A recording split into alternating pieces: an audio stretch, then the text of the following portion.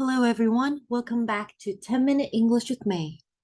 And today we're going to talk about the last of our three verbal phrases. So, a quick recap.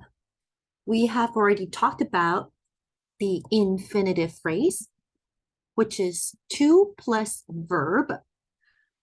And an infinitive phrase can function as a noun, an adjective, and an adverb. We've also talked about our participle phrase, which is verb ing for present participle, and verb ed or irregular for our past participle. But a participle phrase functions as an adjective. So today we're going to talk about our gerund phrase, which is our noun function phrase. Okay, so verbs and verbals. This is the third time I've mentioned this. A verb is not the same as a verbal. So for example, make is a verb, right? People make mistakes. In this case, we have a complete sentence. People being our subject, make being our verb, and mistakes is the direct object, right? Whereas our present and past participle, making and made, these are adjective function words. So be very careful. Past participle can sometimes be mistaken as a past tense verb, but they are not the same. For example, I can say, this is a house made of gingerbread. So we know that the made here is not a verb. This is our subject, is our verb. The house is a predicate noun, and our made of gingerbread, that is our past participle phrase, that is modifying house. All right. And our infinitive, so that let's go to the third one first. To make, that is also not a verb, right? So I'm going to use it as a noun. I like to make gingerbread house, right? In this case, to make gingerbread house, right? Pardon me, I should actually have space here and gingerbread houses, right? This is our noun function infinitive phrase. So I is the subject, like is the verb, and the whole infinitive phrase, that is my object.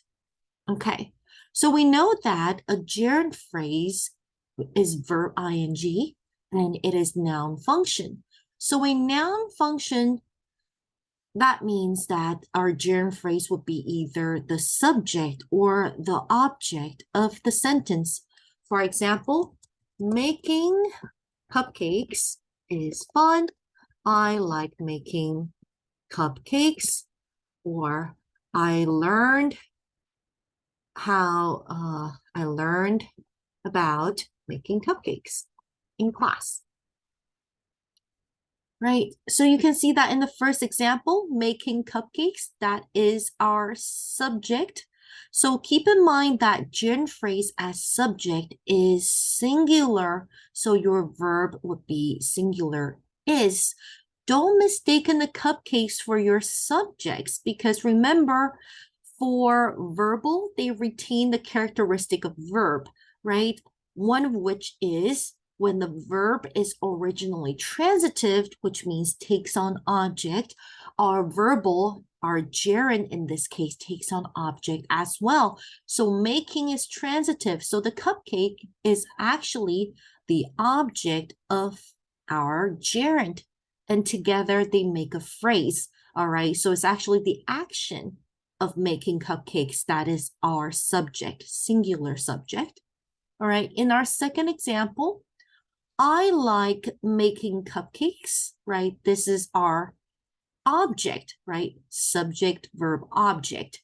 And whereas for Number 3, I learned about making cupcakes in class, right? So making cupcakes in class, that is our object of the preposition because about is a preposition, right? But in either case, you can see that, okay, so our gerund is the subject, the object of the verb, or the object of the preposition. All right. So now, our easy example sentence, traveling is fun. Traveling is our verbal, right? Verb ing, and this is the subject. Same thing when we have a gerund phrase, which starts with the gerund plus a group of words. Traveling around the world is exciting. So do you see how they are all singular verbs? Because again, I cannot stress enough, gerund as subject is singular, right? Unless you have two compound gerund as subject, then that would be plural. Okay, so also keep in mind that we can have a phrase within a phrase. So inside this gerund phrase, I also have a prepositional phrase, right? Okay, moving on to number 3. I like traveling. So you see traveling verb ing here. This is a gerund phrase as direct object of the verb. Whereas for number 4, I am sick of traveling. So what is of? That is our preposition. And the gerund traveling is our object of the preposition. Okay, and number 5. So bringing us back to our main point again, eating apples. Remember, apples is not your subject, right? Because eat is transitive verb, so eating would be transitive verbal. So the apples would be the object of the verbal, okay? And together that makes a phrase. So our gerund phrase, which is eating apples, is the subject. So do you see how the verb is singular? Is good for you. All right. So now moving on to more complicated examples. When you come across the first sentence, something complicated like this, you can simplify it.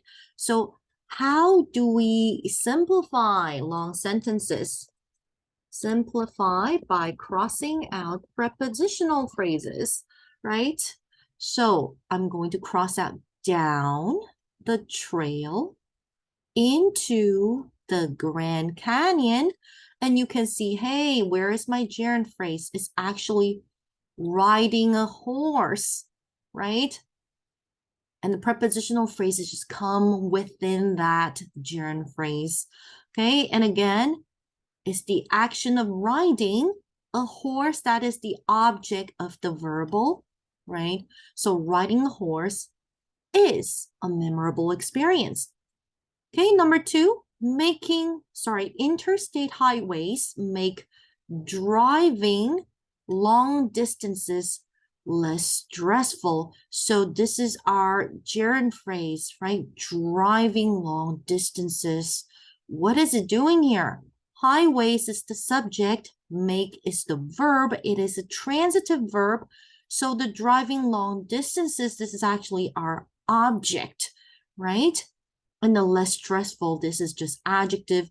We will learn later on that this is actually objective complement. Okay, it's just modifying our direct object. Okay, and number 3, he bores me with his constant complaining. So this is our gerund, right? What is it doing here? Well, if you've noticed, with is our preposition, right?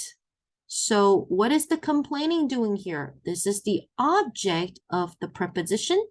So with his constant complaining is actually a prepositional phrase that we can cross out, right? The sentence itself is just he bores me, subject, verb, object. All right, number 4, 2 of my friends, cross out the prepositional. So 2 is the subject, love is the verb. Where is your gerund phrase? It's over here, walking in the warm spring rain. So what is it doing? Well, it follows a transitive verb. So this gerund phrase is our direct object. And you're right, there is a prepositional phrase in here again. We can cross it out. Number 5, I'm going to put a star sign next to it. Why? I appreciate your helping me. Well, we know that verb ing, that is our gerund phrase. So what is it doing in the sentence? Well, I is the subject, appreciate is the verb, helping me is the object. But what's important is actually this. Do you see this is your? What is your? Well, your is a possessive case adjective. If you remember, my, your, his, her, it's, their, our, right? Possessive adjective. So this might sound a bit awkward to us, right? And also to native English speakers, because we probably would say, I appreciate you helping me. We would use you instead of your, but that's actually grammatically incorrect. Because remember, a gerund phrase is a noun. So that means we need to use adjective to modify the noun, which is why we need to use possessive case instead of objective case, you or me. Okay, so I appreciate your helping me. Okay, number 6. The hiking club delights in finding new paths. So you see that in is our preposition. So the finding new paths, that is our object of the preposition. So our gerund phrase in this case, you can see it's finding new paths, right? That whole gerund phrase is the object of the preposition. So you might be wondering, well, what about paths? Again, finding is a transitive verbal, so it needs to have an object after. So finding paths together makes up our gerund phrase. And then that gerund phrase is paired with our preposition in to make a prepositional phrase. So this is also a phrase within a phrase. All right, so that's it for our gerund phrase. So I hope you will walk away with this point in mind. A gerund phrase as subject is singular. A gerund that is transitive takes on object as a part of its phrase.